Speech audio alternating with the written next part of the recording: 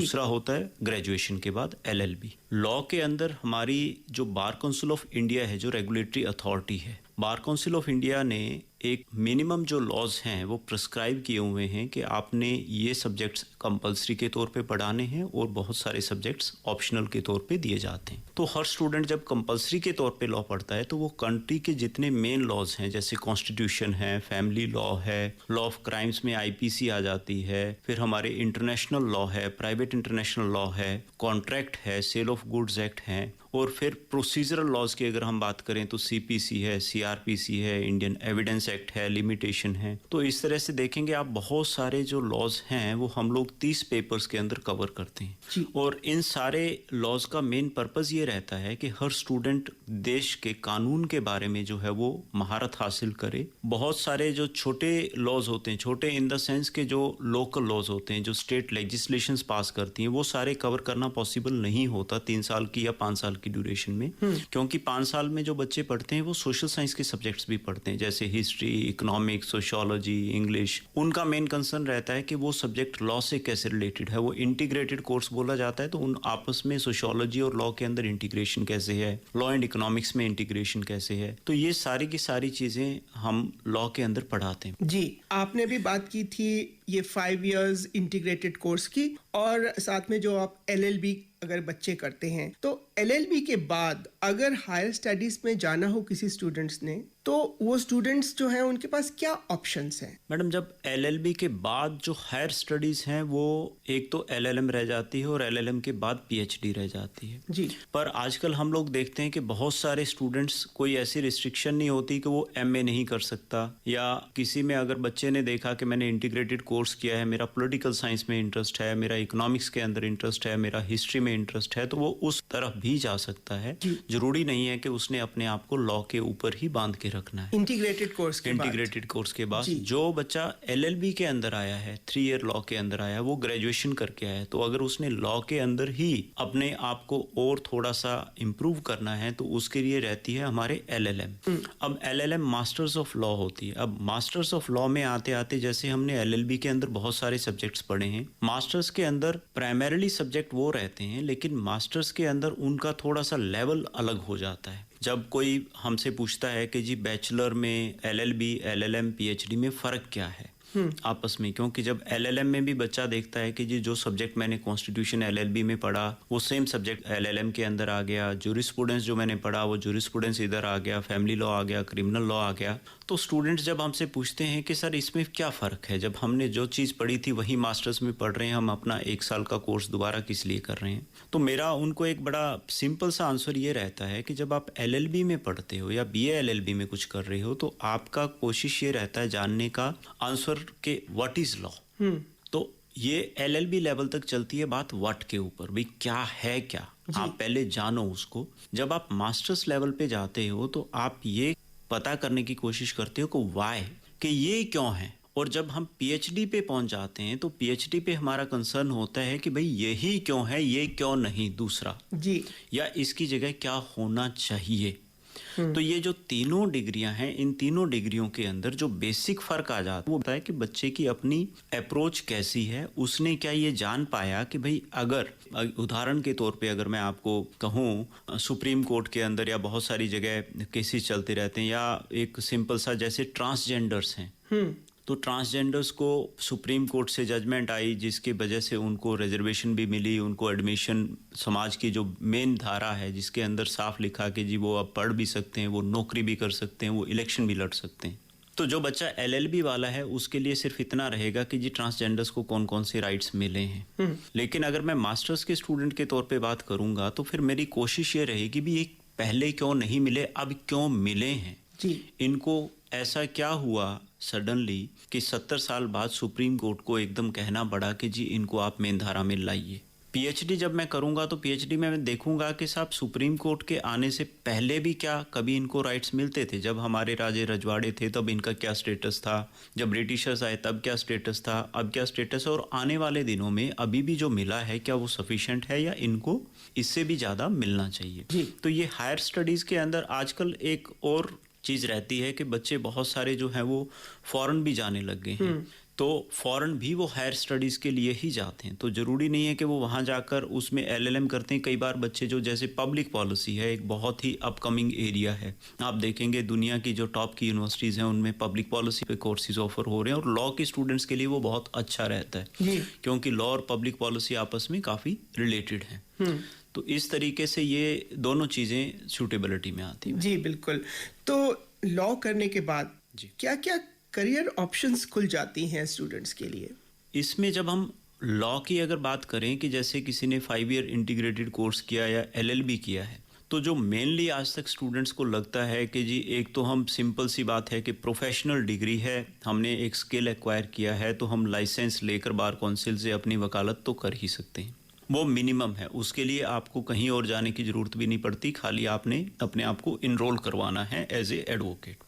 फिर जो दूसरा, उससे भी ज़्यादा जो प्रोफेशन आजकल आप देखेंगे बच्चों में चलन है, जिसके पीछे वो बहुत सारी मेहनत करते हैं, वो है जुडिशरी। जिसमें आप देखेंगे कि आजकल सुप्रीम कोर्ट की एक डिसीज़न आया कि हर स्टेट गवर्नमेंट हर साल जुडिशरी का पेपर कंडक्ट करेगी, जितनी भी पोस्टें खाली रहेंगी, जैसे आईएएस के लेवल पे होता है, तो आप देखेंगे हर साल जुडिशरी के पेपर्स होते हैं। एग्जेक्टिव के पेपर हर साल नहीं हो रहे हैं, अभी भी काफ़ी साल, कई बार 4-4, 5-5 साल बाद होते हैं। तो स्टूडेंट्स के लिए दूसरा जुडिशरी का ऑप्शन रहता ही रहता है। लेकिन बहुत सारे स्टूडेंट्स हमारे पास ऐसे आते हैं जो कहते हैं जी हमने कॉर्पोरेट सेक्टर में इंटरेस्टेड हैं, हम लोग इसमें नहीं हैं। तो उसकी अगर आप देखेंगे ये ग्लोबलाइजेशन या जो अभी प्रेजेंट ईरा चला है, उसके अंदर लॉ के स्टूडेंट्स की रिक्वायरमेंट हर किसी फील्ड में है। आप देखिए, मानकर चलिए जैसे रियल एस्टेट बिजनेस है, देखने को कहने को तो वो सिर्फ प्रॉपर्टी से डील कर रहे हैं, प्रॉपर्टी को बेच रहे हैं, लेकिन आज के दिन अगर आप देखेंगे प्रॉपर्टी से रिलेटेड जितने डिस्प्यूट्स हैं उनको हैंडल करने के लिए कि डिस्प्यूट हो ही ना, हर रियल एस्टेट बिल्डर जो है वो चाहता है कि मेरा कॉन्ट्रैक्ट इस तरीके से ड्राफ्ट किया जाए कि कोई जो मेरा कस्टमर है वो नाराज भी ना हो और दोनों पार्टीज का इंटरेस्ट बचा रहे। उसके लिए भी उनको वकील हायर करने पड़ते हैं। आप कोई भी बिजनेस शुरू कर लीजिए, छोटे से छोटा बिजनेस से लेकर बड़े से बड़े बिजनेस में आपको एक वकील की जरूरत रहती है कि आपको ये बता सके कि जी आपके क्या राइट्स हैं और आपकी क्या ड्यूटीज हैं। फिर अगर आप बड़े बैंकिंग सेक्टर में चले जाएं, वहाँ आपको ज़रूरत है। आप अगर सरकारी महकमे में देखेंगे, अगर रोडवेज जैसे ट्रांसपोर्ट है, हमें लगता है कि ट्रांसपोर्ट वालों को वकील की ज़रूरत नहीं होगी, लेकिन आप देखेंगे ट्रांसपोर्ट में भी वकील बैठा मिलेगा आपको, म्युनिसिपल कॉरपोरेशन में वकील बैठा मिलेगा आपको, हाउसिंग बोर्ड के अंदर वकील। ऐसा कोई एवेन्यू नहीं होगा, ना कोई बैंकिंग के अंदर, रेलवे के अंदर, पुलिस के अंदर। आजकल इवन जो सरकारी वकील हैं वो भी जो है वो सरकार को डिफेंड करने के लिए उनको हायर करना पड़ता है। तो और आने वाले टाइम में जैसे अब आजकल स्टूडेंट्स के पास इंफॉर्मेशन टेक्नोलॉजी और साइबर लॉ का बहुत बड़ा बूम आ रहा है, जिसकी वजह से जो लॉ के स्टूडेंट्स हैं उनको इसका बहुत ज़्यादा बेनिफिट होने वाला है, या जिसको हम आजकल आर्टिफिशियल इंटेलिजेंस कह रहे हैं। देखिए, जो साइंटिस्ट हैं, जो इंजीनियर्स हैं, वो इनोवेशंस करते हैं, वो चीज़ों को आगे लेकर आते हैं, लेकिन जो एडवोकेट्स हैं उनका काम है कि जितनी पार्टीज इन्वॉल्व हैं उसमें, और उस पार्टी के अंदर कस्टमर भी आ जाता है, और जो नॉन कस्टमर है जिसने कुछ लेना देना नहीं है, उसका भी इंटरेस्ट कैसे प्रोटेक्ट किया जाएगा, वो सारी चीजें देखने के लिए आपको लॉ का ही इंडिविजुअल चाहिए, लॉ का स्टूडेंट चाहिए। इससे पहले तो अब आप हमें ये बताइए डॉक्टर साहब कि कौन से इंस्टीट्यूशंस जो हैं वो लॉ ऑफर कर रहे हैं और एंट्रेंस टेस्ट किस प्रकार के होते हैं? लॉ में मैम कोई जमाना था जब लॉ के अंदर सुना जाता था कि जी 3rd डिविजनर्स का एडमिशन होता है, जिसके कि 2nd डिवीजन आ गई, कहीं और एडमिशन नहीं हुआ, उन्होंने लॉ कर ली। लेकिन अब वो दिन नहीं रहे हैं। बिल्कुल। अगर आप देखेंगे तो लॉ के अंदर नेशनल लेवल की यूनिवर्सिटीज बन चुकी हैं, जो जैसे आईआईटीज हैं इंजीनियरिंग के लिए, वैसे ही कंट्री में तकरीबन 22 नेशनल लॉ यूनिवर्सिटीज हैं, और हर स्टेट की कोशिश रहती है कि एक मिनिमम नेशनल लॉ यूनिवर्सिटी बने। अगर आप देखेंगे पंजाब, हरियाणा, हिमाचल, राजस्थान, महाराष्ट्र में तो इवन 3 हैं। कोई भी ऐसी स्टेट नहीं मिलेगी आपको, बहुत कम स्टेट्स मिलेंगी। अभी नॉर्थ ईस्ट तक भी जो है वो आसाम के अंदर भी नेशनल लॉ यूनिवर्सिटी बन चुकी है। तो आज के दिन जो स्टूडेंट्स हैं +2 के बाद, उनकी पहली चॉइस तो ये रहती है कि जी हमारे को किसी नेशनल लॉ यूनिवर्सिटी के अंदर एडमिशन मिले, क्योंकि वहाँ पर जो उनको एक्सपोजर है, क्योंकि वो डायरेक्ट हाई कोर्ट्स के अंडर काम कर रही हैं, तो हाई कोर्ट्स के अंदर बच्चों को इंटर्नशिप करने का मौका मिलता है, जजेस से इंटरेक्ट करने का मौका मिलता है, उनकी प्लेसमेंट्स बेटर हैं, तो वो कोशिश रहती है +2 के बाद सारे बच्चे उसके अंदर जाएं। जी। लेकिन जो स्टेट यूनिवर्सिटीज़ हैं, जो पुरानी यूनिवर्सिटी है, जैसे पंजाब यूनिवर्सिटी है, हमारे पास भी एक university institute of legal studies है, वो भी बहुत अच्छे लेवल का इंस्टीट्यूट है, जिसके अंदर तकरीबन आप देखेंगे कि 180 सीटें हैं, तो 2000 से ऊपर बच्चे अप्लाई करते हैं एंट्रेंस टेस्ट के लिए। तो इस तरीके से अलग अलग स्टेट्स के अंदर अलग अलग इंस्टीट्यूट्स हैं। लेकिन पंजाब, जैसे पंजाब गवर्नमेंट है, तो पंजाब में जितनी यूनिवर्सिटीज़ हैं, जितने कॉलेजेस हैं, वहाँ अभी भी +2 के मेरिट के बेस पे एडमिशन होता है। जब बात आ जाती है LLB की, जी, जो कि आफ्टर ग्रेजुएशन है, वो प्राइमरी अगर देखें तो नेशनल लॉ यूनिवर्सिटीज़ ने LLB 3 ईयर कोर्स ऑप्ट नहीं किया है। हालांकि लास्ट ईयर से नेशनल लॉ यूनिवर्सिटी बेंगलोर जो है, उन्होंने अनाउंस किया था कि हम 3 ईयर लॉ कोर्स शुरू करने जा रहे हैं, बट प्राइमरली आप देखेंगे कि most of the national law universities जो है वो 3 ईयर कोर्स नहीं करती। लेकिन 3 ईयर कोर्स की जब बात आती है तो जो पुरानी यूनिवर्सिटीज़ हैं, जैसे पंजाब यूनिवर्सिटी है, दिल्ली यूनिवर्सिटी है, यूनिवर्सिटी ऑफ मुंबई अगर आप देखेंगे, तो ये सारी यूनिवर्सिटीज़ बहुत अच्छे 3 ईयर कोर्सेज रन कर रही हैं। और ज़्यादातर कोई भी ऐसी स्टेट नहीं मिलेगी आपको जहाँ पर यूनिवर्सिटी के अंदर लॉ कोर्स ना हो।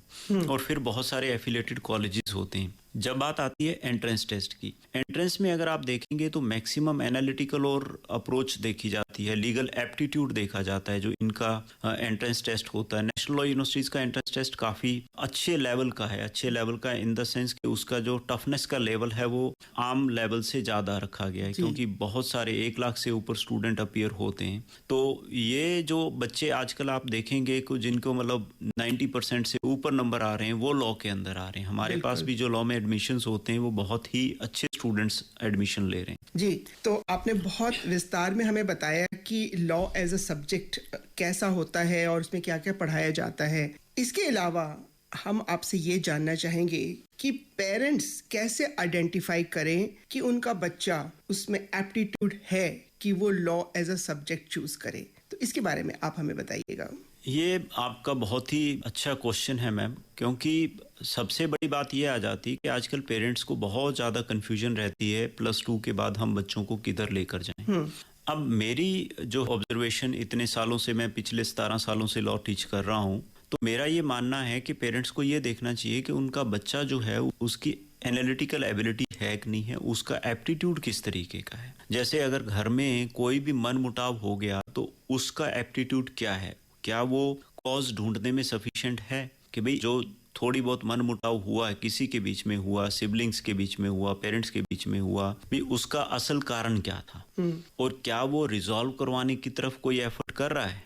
क्योंकि आप देखेंगे कुछ बच्चे होते हैं वो बहुत ही प्यार से रिजॉल्व करवाने की कोशिश करते हैं। वो कामयाब हो ना हो वो बात अलग है, क्योंकि बड़े कई बार अपनी ईगो होती है तो वो शायद उस चीज़ को नहीं देख पाते। फिर कुछ आप देखेंगे स्टूडेंट्स, जो बच्चे हैं वो टीवी देख रहे हैं, टीवी पे कोई मूवी चल रही है, कुछ और न्यूज़ चल रही है, तो वो क्वेश्चनिंग करते हैं कि भाई ये ऐसा क्यों कह रहा है या ऐसा कैसे हुआ, अगर इसने बोला तो ये गलत बोला या इसने ये सही बोला। तो वो जो गलत और सही का जो डिफरेंस है अगर वो कर पा रहा है तो वो लॉ के अंदर काफ़ी अच्छा रहेगा उसका लॉ का करियर। क्योंकि लॉ के अंदर हमारा जो मेन फोकस है वो यही रहता है कि क्या हम क्वेश्चन कर पाते हैं, क्या हम ये देख पाते हैं कि सही क्या है और गलत क्या है। क्योंकि जो सही है वो लॉ की तरफ है, जो गलत है वो लॉ के ऑपोजिट है। तो ये एक तरीका है, जो सिंपल तरीका, जो डे टू डे लाइफ के अंदर अगर पेरेंट्स देखें उनका एनालिसिस कैसे कर पा रहा है बच्चा, उससे वो जज कर सकते हैं। ये मार्केट में अवेलेबल हैं। लेकिन आप अगर प्राइमरीली देखेंगे तो एंट्रेंस टेस्ट के अंदर, लॉ के अंदर जो लीगल एप्टीट्यूड का टेस्ट आता है वो जो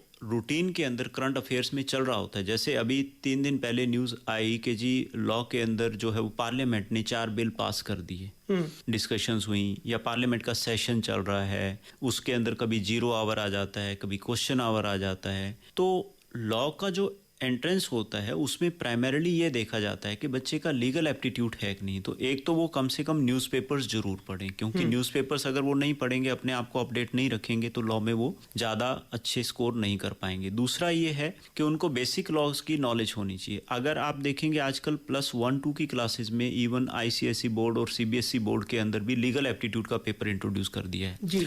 तो जो बच्चे आज के दिन अभी मैट्रिक के अंदर हैं वो +1-2 में जाएंगे, तो अगर उन्होंने लॉ करने की की सोची है तो उस पेपर को, वो ऑप्शनल पेपर है, उस पेपर को चूज करें, क्योंकि उसमें बहुत सारी चीजें जो है वो उनको लॉ के बारे में पहले पता लगेगी और जो वो पढ़ेंगे वो उनको आगे आने वाले एंट्रेंस के अंदर बहुत ज्यादा मदद करेगी। जी डॉक्टर दिनेश, हम प्रोग्राम के आखिर में आ ही गए हैं, तो मैं चाहती हूँ कि आप as a professor in the department of laws, आप हमारे स्टूडेंट्स को जो सुन रहे हैं, यूथ जो इस कार्यक्रम लक्ष्य को सुनता है, उन्हें संदेश दीजिए। मेरा संदेश है, जो बच्चे ऑलरेडी लॉ कर रहे हैं, जिनका एडमिशन हो चुका है, तो वो अपने स्टूडेंट लाइफ के दौरान मैक्सिमम मेहनत करके जितनी हो सके इंटर्नशिप्स करें, जहां हो सके इंटर्नशिप्स करें, वो चाहे लीगल सर्विस अथॉरिटीज़ हैं, बहुत सारे कमीशंस हैं, बहुत सारे एडवोकेट्स हैं जिनके साथ, क्योंकि ये कैरियर में आपको बहुत आगे ले जाएगी। और जो बच्चे लॉ में एडमिशन लेना चाहते हैं उनको अपने आप को आइडेंटिफाई करके और बहुत अच्छे तरीके से एंट्रेंस की तैयारी करनी पड़ेगी, तभी वो अच्छे जगह एडमिशन ले पाएंगे। अपनी एबिलिटीज़ को जो है वो इम्प्रूव करें, अपनी स्किल्स को इम्प्रूव करें, जिसमें राइटिंग स्किल भी आएगा आपको, क्योंकि आपको चीज़ें जो है वो ड्राफ्ट भी करके देनी है, आपकी लैंग्वेज के ऊपर भी पकड़ अच्छी होनी चाहिए। तो इसकी तरफ अगर सारे बच्चे काम करेंगे जो इंटरेस्टेड हैं लॉ में आने के लिए, तो उनका कैरियर जो है वो काफ़ी अच्छा रहेगा। तो डॉक्टर दिनेश, आपने हमें लॉज एज अ सब्जेक्ट, इसके बारे में बहुत अच्छी जानकारी दी और स्टूडेंट्स को बहुत अच्छी गाइडेंस दी कि किस तरह वो तैयारी कर सकते हैं, और अगर उनका एप्टीट्यूड है और इंटरेस्ट है तो ही वो लॉ की तरफ जाएं, है ना? जी। तो आपका स्टूडियो में आने के लिए बहुत बहुत धन्यवाद। धन्यवाद मैम। कार्यक्रम लक्ष्य में हमारे आज के मेहमान थे professor doctor Dinesh Kumar, department of laws, Punjab University Chandigarh. इसी